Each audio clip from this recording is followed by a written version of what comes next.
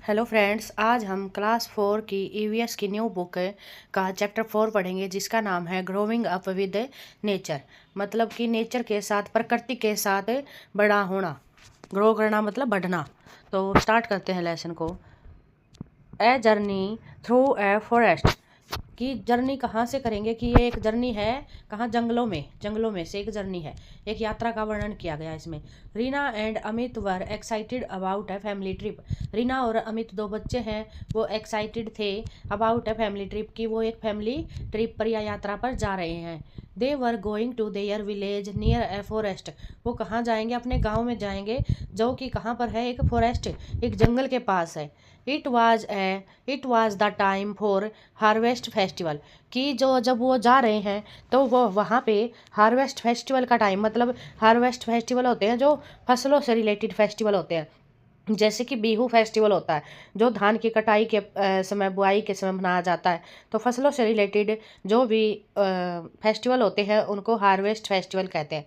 Besides that it was also a special occasion. और इसके अलावा एक और स्पेशल ओकेजन है कि on that day there village was also going to be a fully solar powered village.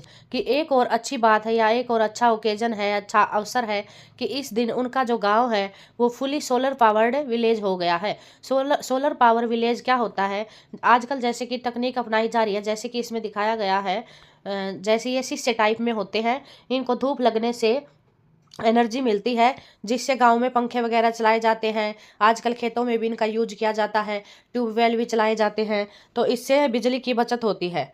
उस दिन उनका गांव ऐसा बन गया था कि उस दिन सारे गांव के अंदर सोलर पावर लगा दिए गए थे, सबके घरों में सोलर पावर लगा दिए गए थे, रीना और अमित के गांव में। यहाँ से हम एक ब्लैंक्स भी बना सकते हैं, जैसे पेपर में आते हैं। तो on that there day there village was also going to be a fully blanks. तो क्या लिखेंगे हम, सोलर पावर। यहाँ पे हम ब्लैंक्स बना सकते हैं कि सोलर पावर पावर्ड विलेज बन गया था। They could not wait to see the whole village.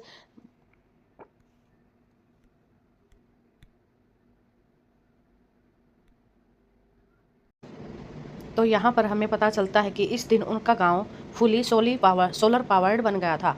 They could not wait to see the whole village. वो अब वेट नहीं कर सकते lit up for the celebration. अब मतलब वो सारे खुशी से गांव जाना चाहते थे और वो वहाँ पे सेलिब्रेट करना चाहते थे, सेलिब्रेशन बनाना चाहते थे। उसके बाद देखो ये गाँव में जा रहे हैं तो उसकी पिक्चर दिखाई गई है उनके गाँव की। वेलकम टू द विलेज, गाँव में आपका स्वागत है।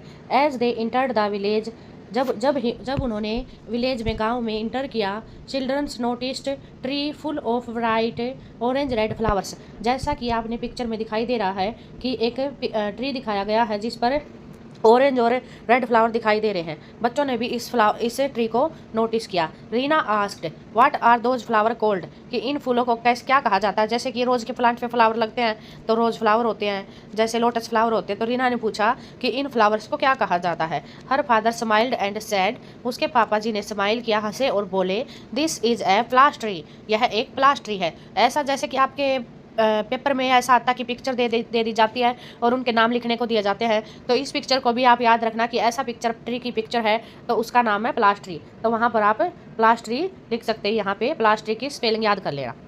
उसके बाद है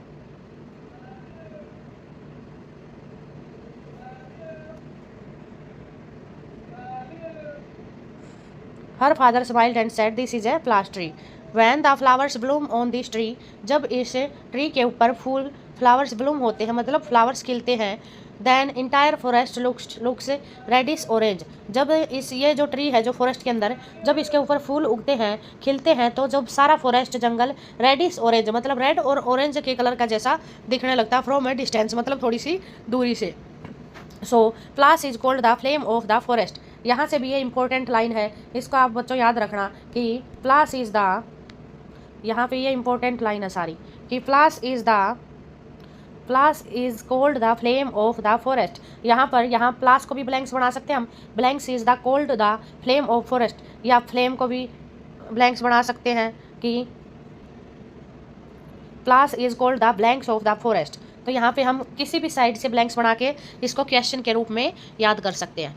उसके बाद नेक्स्ट है आगे है write names of 5 colourful flowers in your area. For example palash is called kesuda in Gujarat. यहाँ से भी ये इंपॉर्टेंट लाइन है कि गुजरात में प्लास को क्या कहा जाता है, तो इसको याद रखना बच्चों की गुजरात में प्लास को केसुड़ा बोला जाता है। तो यहाँ से हम इसको अंडरलाइन कर लेंगे। यहाँ पे ये इंपॉर्टेंट लाइन बन रही है कि प्लास, यहाँ पे प्लास को भी ब्लैंक्स कर सकते हैं या केसुड़ा को कर सकते हैं या गुजरात को कर सकते हैं। तो इस टाइप से आप अपने नोट्स बनाते जाना और उसमें लिखते जाना। इसके बाद नेक्स्ट है नेम। अब आप 5 फ्लावर्स के नाम लिख सकते हो, जैसे कि रोज़ है, लोटस है, और भी ऐसे बहुत सारे फ्लावर हैं जिनके आप नाम लिख सकते हो। लिली फ्लावर है। Name of the flower, local name, यहाँ पे हम नेम ऑफ द फ्लावर लिखेंगे, यहाँ पे हम फ्लावर का नाम लिखेंगे और उसके बाद लोकल नेम लिखेंगे उसका कि हम अपनी भाषा में उसको क्या बोलते हैं, और उसको फ्लावर को हम ड्रॉ करेंगे। And colour flower of your choice, और उसका जैसा कलर होता है उसको वैसा ही कलर कर देंगे। ये आपके लिए एक्टिविटी दी गई है। ये उनके गाँव की पिक्चर दर्शाई गई है कि कैसे उनके गाँव का दृश्य है। तो नेक्स्ट पढ़ते हैं the village was decorated for the celebration, कि सारे गांव को, जैसे कि आपको दिखाई दे रहा है कि सारे गांव को फेस्टिवल के लिए सजाया गया है, डेकोरेट किया गया है सेलिब्रेशन के लिए। अमित बोलता है oh this house look so different from houses in the city, कि ये जो गांव के हाउस है, जैसा कि आप देख रहे हैं कि ये शहर के हाउसेज से बहुत ही अलग दिखाई दे रहे हैं। जैसे गांव में होते हैं पक्के हाउस होते हैं, तो गांव में ज़्यादातर यहाँ पर कच्चे हाउस हट की तरह बनाए गए हैं। The decoration on the wall is so beautiful, कि जो जैसे कि यहाँ पे दीवार पे साइड में दिखाई गई है कि जो डेकोरेशन की गई है, वो बोलता है, अमित बोलता है कि डेकोरेशन वाज सो ब्यूटीफुल। जैसे यहाँ दिख रहे हैं आपको कि नेचर से रिलेटेड पिक्चर दिखाई गई है, जैसे यहाँ पर आप देख रहे हैं ऊपर ये जो बना रहे हैं इस पे एनिमल्स, डियर वगैरह दिखाई दे रहे हैं। तो ऐसे वहाँ गाँव में उसको दीवार को सजाया जाता था। उनकी मदर बोलती है, mother Amit these houses are made using clay, hay, cow dung and other natural materials. उनकी मम्मी बोलती है अमित की कि अमित यहाँ पर जो हाउसेज बनाए जाते हैं वो गाय के गोबर से, है मतलब सूखा हुआ घास, और यूजिंग क्ले, और क्ले मिट्टी से बनाए जाते हैं। And other natural materials look this picture is done by your grand mother, कि इस पिक्चर को देखो ये आपके ग्रैंड मदर के द्वारा, दादी के द्वारा बनाई गई है। सी हैज़ यूज्ड ए डाई, उन्होंने मतलब डाई जो कलर यूज किए जाते हैं, मेड बाई मिक्सिंग राइस, वो जो डाई बनाई गई है कलर यूज करने के लिए वो किसके द्वारा बनाई गई है, mixing rice flour and water. ये भी आ सकता है यहाँ पे क्वेश्चन की which type of dye used in the village, तो mixing rice flour and water. और यहाँ पे ये आ सकता है कि जो गांव में हाउसेज होते हैं वो किस टाइप के होते हैं, तो या किस मटेरियल से बनते हैं, तो वे बनते हैं clay, hay, cow dung and other natural materials. उसके बाद नेक्स्ट है make the model of a house using materials from nature such as clay, wooden sticks, hay, grass, leaves etc, decorate it with an art from of your choice. मतलब यहाँ पर आपको एक model बनाना है, जैसे हम पहले बच्चे थे तो मिट्टी से घर बना लेते थे, ऐसे ही आपको एक घर बनाना है मिट्टी से और उसको डेकोरेट करना है, सजाना है। Reena and Amit started playing inside the house, Reena और अमित ने स्टार्ट किया, खेलना शुरू कर दिया इनसाइड द हाउस, घर के अंदर। They notice that their grandmother was painting on a cloth, उन्होंने नोटिस किया, जैसा कि आप पिक्चर में दिखाया गया कि उनकी दादी जी हैं जो एक क्लॉथ के ऊपर पेंटिंग कर रही है, कपड़े के ऊपर। Amit asked about the paints, Amit ने उनके जो पेंट वो यूज कर रही है उनके बारे में पूछा।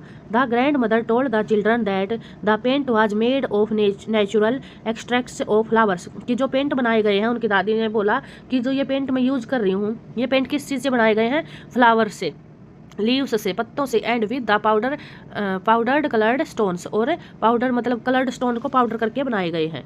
उसके बाद डू यू नो गोंद art is form of painting on walls using natural colours, मतलब जो आर्ट, गोंद आर्ट होती है, यहाँ पे ये इंपॉर्टेंट है, जो ग्रीन आपको दिखाई दे रहा बॉक्स, इसमें सारी लाइंस इंपॉर्टेंट है, ये जो लाइंस है ये सारी इंपॉर्टेंट है, कि जो गोंद आर्ट होती है वो यूज होती है, वो पेंटिंग जो वॉल पे पेंटिंग की जाती है उसको गोंद आर्ट बोलते हैं, और वो नेचुरल कलर से की जाती है।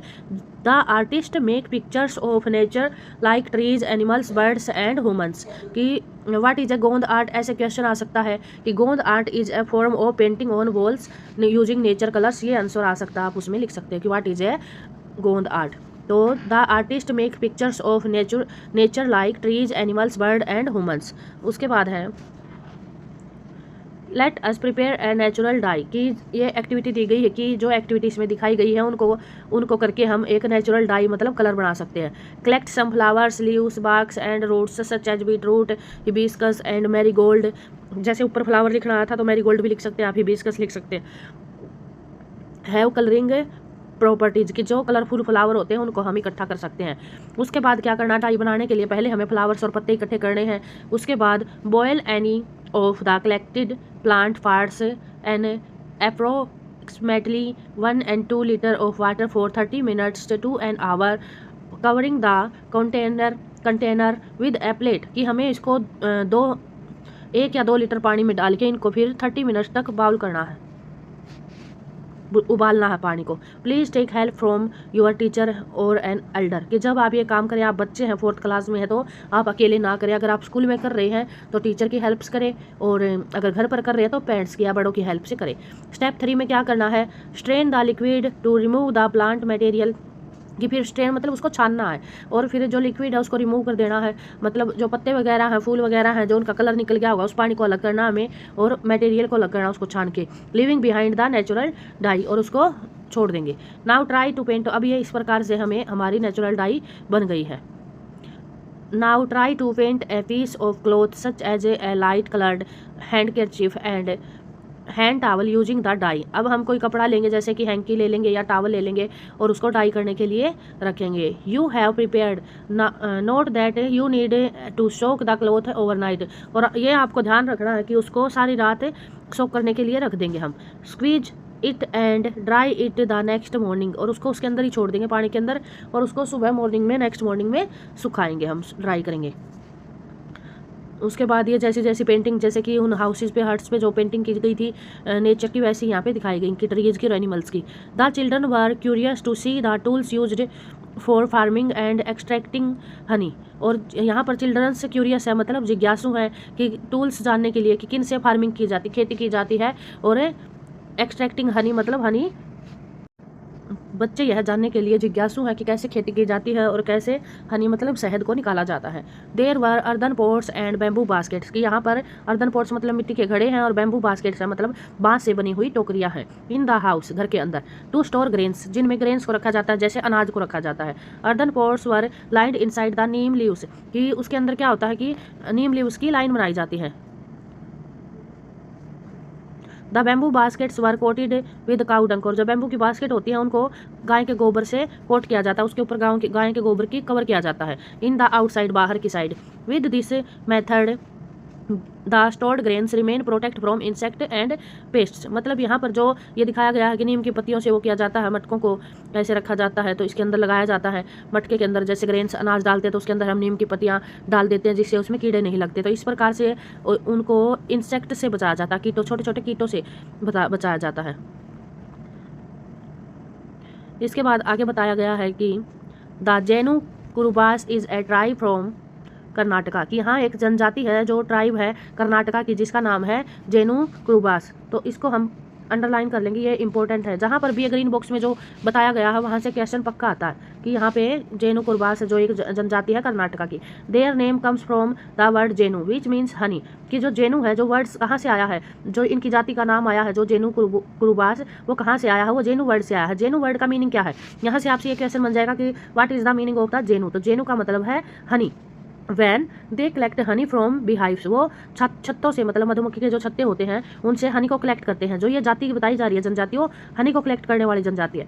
They sing songs to apologise to the bees, और this shows their respect for nature, ये उनको एपोलाइज करने के लिए, खुश करने के लिए क्या करते हैं कि गीत गाते हैं, और जिससे वो नेचर के लव को रिस्पेक्ट दिखाते हैं कि नेचर के प्रति अपना रिस्पेक्ट दिखाते हैं। तो इससे आगे हम ये सारी की सारी इंपॉर्टेंट लाइंस है, ये जेनु वाला बॉक्स आप पूरा याद करेंगे कि उस जाति का नाम क्या है जो हनी इकट्ठा करती है, और जो जेनु वर्ड आया है उसका मीनिंग क्या है, और ये जो जनजाति है वो कहाँ पे पाई जाती है, ट्राइब कहाँ पे पाई जाती है, ये कर्नाटका में पाई जाती है। इसके आगे का लेसन हम अगली वीडियो में पढ़ेंगे। अगर आपको कोई भी वीडियो चाहिए हो तो प्लीज़ कमेंट करें।